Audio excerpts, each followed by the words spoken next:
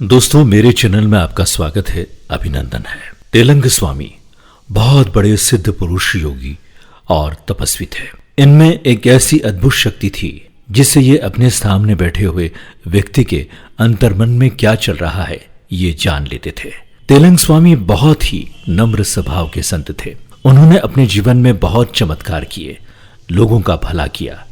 ऐसे ही कुछ चमत्कार मैं मेरे चैनल पर आपको सुनाने जा रहा हूं। ये दूसरा एपिसोड है, पूरा एपिसोड देखिएगा। तेलंग स्वामी के चमत्कार। सन 1701 की बात है। हिमालय के क्षेत्र में प्रवेश करते हुए वे क्रमशः आगे बढ़ते गए। फिर अपनी पसंद की जगह देखकर समाधि पर बैठ गए। ये स्थान नेपाल राज्य के अधीन था। चारों ओर घना जंगल था। आसपास मानव बस्तियां नहीं थी। केवल वृक्षों पर अपरिचित पक्षियों का कलरव सुनाई दे रहा था। नीचे कुछ दूरी पर स्रोतवती निर्झरणी बह रही थी। वे कभी गुफा के बाहर भीतर जाकर रहते थे। कहा जाता है कि नेपाल नरेश को शिकार का शौक था। जिन दिनों गणपति स्वामी यहां थे, उन्हीं दिनों नरेश कुछ सैनिकों के साथ शिकार के लिए निकल पड़े। साथ में प्रधान सेनापति भी था। घने जंगल में आने पर एक बाघ दिखाई दिया। सेनापति ने गोली मारी, पर बाघ घायल होकर आगे भाग गया। उसकी तलाश में सेनापति कुछ सैनिकों के साथ आगे बढ़ गए।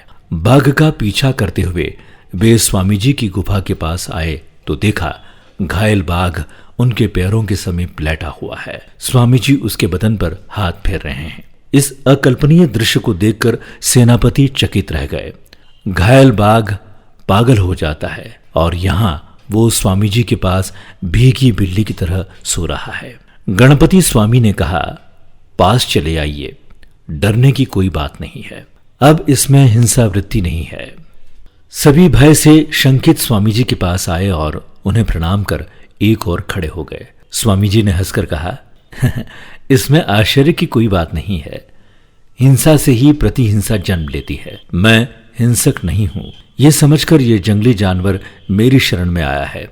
इस वक्त तुम लोगों के मन में हिंसा के बदले भी शंका भय है, इसलिए ये वन्य पशु शांत है। अगर अभी तुम्हारे मन में हिंसा की भावना उत्पन्न हो जाए तो ये बाघ तुम लोगों पर हमला कर सकता है। हत्या पाप है। किसी को ये अधिकार नहीं है कि वे दूसरों की हत्या करें। आप लोगों को डरने की जरूरत नहीं है। सभी लोग निर्विघ्न रूप से वापस जा सकते हैं। संभव हो तो आज से हिंसा का त्याग कर दो। जब तुम किसी को जीवन दान नहीं दे सकते हो, तब उसकी हत्या करने का अधिकार भी तुम्हें नहीं है।